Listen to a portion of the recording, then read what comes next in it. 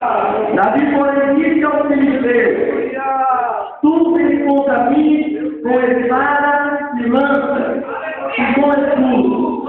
Eu, porém, contudo a ti, em nome de Deus, o Deus dos exércitos de Israel, a quem temos a vontade.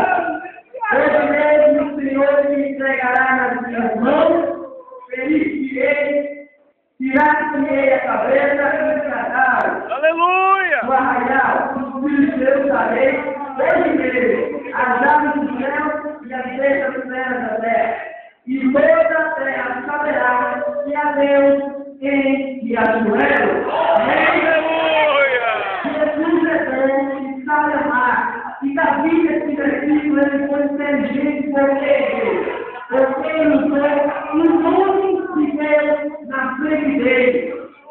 Porque quando existe uma prova, nós estamos passando pela prova, nós estamos sendo provados, nós estamos sendo provados por Deus, para que Ele possa ver a minha e a sua fé.